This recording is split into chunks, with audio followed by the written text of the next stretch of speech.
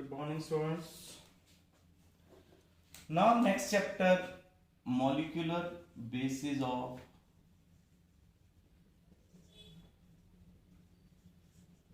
inheritance.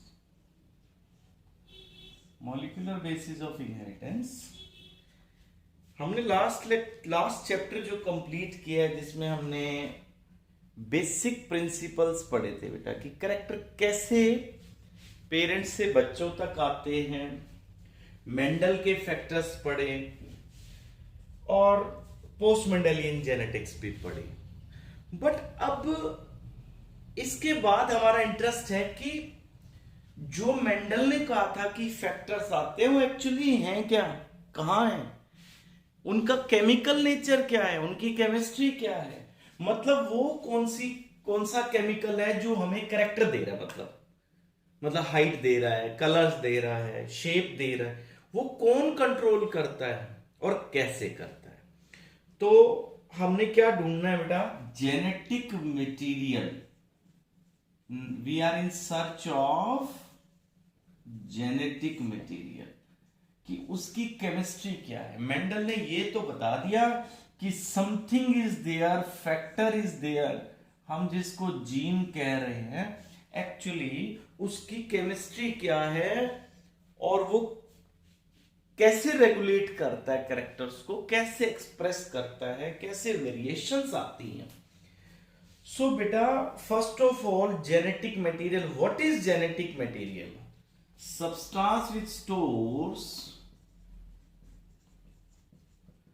substance which stores genetic information, या आप कहो कि biological information. The substance which stores genetic biological information in a coded form. Coded form मतलब codes हों, जिसमें coded form transfers it to the next generation,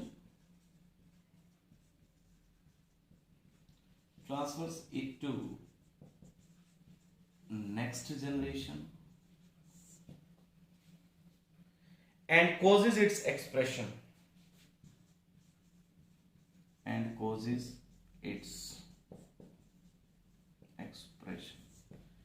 in the offspring।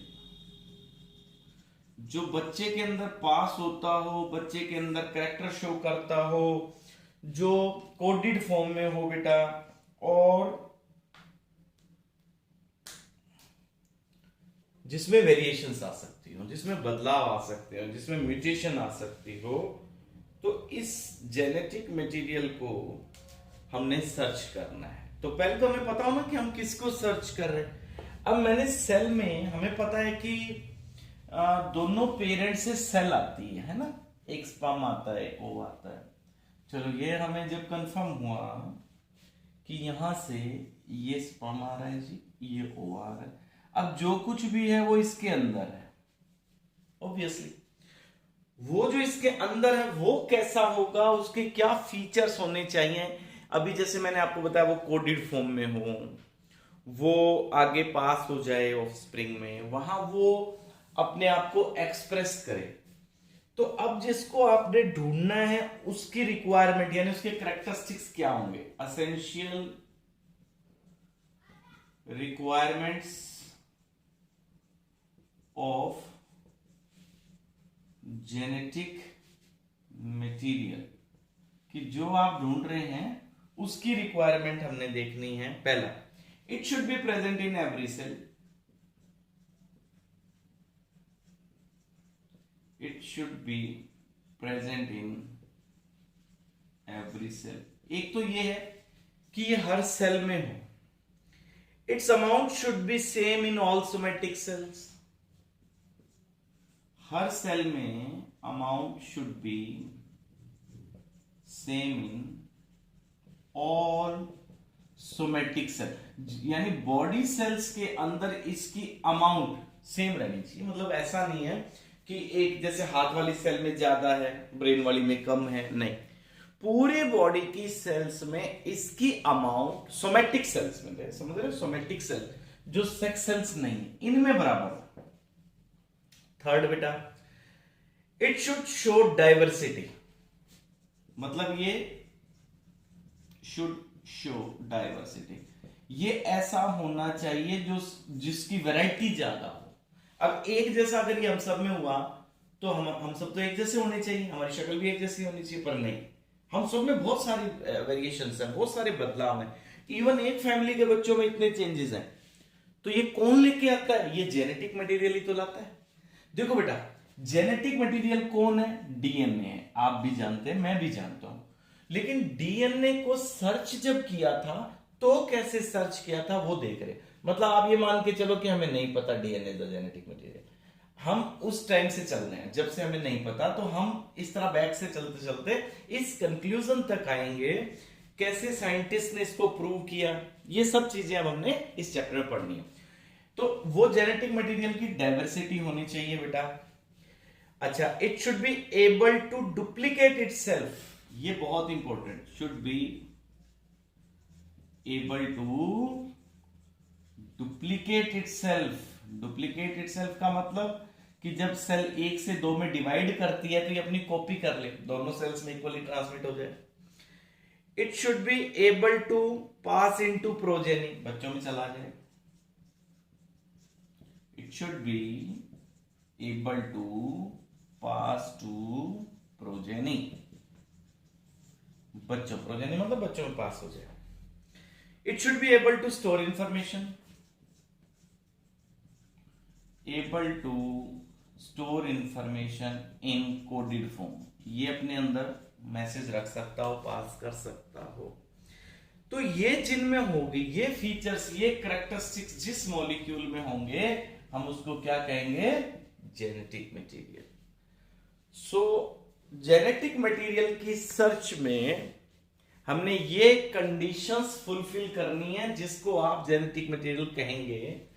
तो बेटा शुरुआत में जब ये शुरू हुई सर्च तब कोई नहीं जानता था। तो 1902 में स्यूटन और बोवेरी, याद है ना पिछले चैप्टर में आए थे, जिन्होंने लिंकेज का कंसेप्ट दिया था, जिसको डेमोन्स्ट्रेट किसने किया था? मॉर्गन ने। तो स्यूटन और बोवेरी ने 1902 में एक बात तो क्लियर कर दी कि हमें नहीं पता जेनेटिक मटेरियल क्या है, लेकिन ये कहते हैं जेनेटिक मटेरियल, जेनेटिक मटेरियल जो होगा वो जनरेशन टू जनरेशन पास जो करता है ये थ्रू क्रोमोसोम करता है। ये कहते हैं हमें नहीं पता उसकी केमिस्ट्री क्या है। देखो बेटा, इन दो साइंटिस्ट ने ये क्लियर कर दिया कि क्रोमोसोम पे वो चीज है, मतलब क्रोमोसोम के थ्रू जेनेटिक मटेरियल पास होता है। अब यहां देखो बेटे, क्रोमोसोम की केमिस्ट्री अगर आप चेक करते हैं, क्रोमोसोम में दो चीजें हैं, एक तो होते हैं बेटा प्रोटीन और एक होता है डीएनए। अब इन दोनों में से कोई एक है जेनेटिक मटेरियल, तो आप हैरान हो जाएंगे जान करके कि प्रोटीन्स को जेनेटिक मटेरियल मान लिया था शुरू में। कब तक? 1940 तक प्रोटीन को ही मान के चल गए थे कि क्रोमोसोम पे जो प्रोटीन है ना वही जेनेटिक मटेरियल है।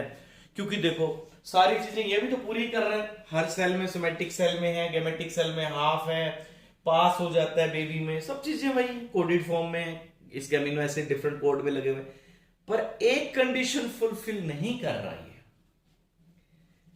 एक कंडीशन कौन सी फुलफिल नहीं कर रहा? डुप्लीकेट इटसेल्फ, ये खुद रेप्लिकेट नहीं कर सकता। नो मैकेनिज्म ऑफ डुप्लीकेशन, यहां प्रॉब्लम हो गई। नो मैकेनिज्म ऑफ डुप्लीकेशन, बस इस कंडीशन ने प्रोटीन को इस कैटेगरी से बाहर कर दिया, सिर्फ इस बात में, बाकी सब चीजें फुलफिल है बेटे।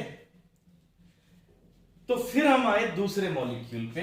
अब हम आज भी इस मॉलिक्यूल को मान के चल रहे हैं DNA which is deoxyribonucleic acid, आप जानते हैं deoxyribonucleic acid, now treated as genetic material in place of protein. तो इसके पास अब ये क्या सारी कंडीशंस फुलफिल कर रहा है? Yes, it is present in somatic cells, coded form, variations आ सकती हैं। सोमैटिक सेल्स में इक्वल है, गैमेटिक में हाफ होता है, it's able to replicate duplicate itself. तो फिर भी साइंस में आपको पता है कि जब तक हम प्रूव नहीं करते, there must be experiment proof कि आप अगर इस फैक्ट को बायोलॉजी में ला रहे हैं कि डीएनए जेनेटिक मटेरियल है, तो हमें इसके लिए प्रूफ करना पड़ेगा बेटा। इसके लिए एक्सपेरिमेंट्स होने चाहिए। हाँ जी, हाँ जी। डीएनए को सबसे पहले आइसोलेट करने वाला साइंटिस्ट फ्रेडरिक मिक्सचर थे। आगे आएगा बेटा। अब जो एक्सपेरिमेंट हम डिस्कस करने जा रहे हैं, experimental evidence.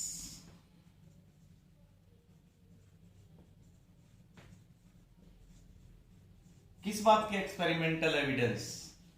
That DNA is the genetic material. हमें यह प्रूव करने के लिए कि डीएनए जेनेटिक मटेरियल है, तो दो एक्सपेरिमेंट आपके सिलेबस में बहुत ही इंपॉर्टेंट। इन दो में से एक एग्जाम में आता ही आता है। तो पहला एक्सपेरिमेंट है बेटा Griffith and Avery's transformation experiment. Griffith and Avery transformation experiment.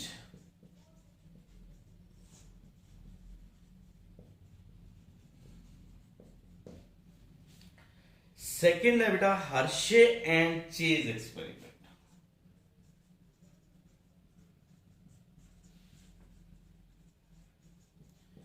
Most important, जितना भी लिखना चाहे आप लिख सकते हैं। Very important. तो इन दो एक्सपेरिमेंट्स ने क्लियर कर दिया बेटे कि डीएनए जेनेटिक मटेरियल है। डीएनए वो मॉलिक्यूल है जो पेरेंट्स से बच्चों तक कैरेक्टर लेके जाता है। ग्रिप्स के एक्सपेरिमेंट में, ग्रिप्स एक्सपेरिमेंट क्या है बेटे?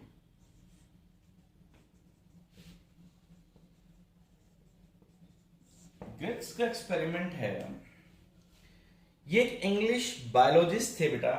इन्होंने 1928 में, इनका नाम था एफ ग्रिप्स।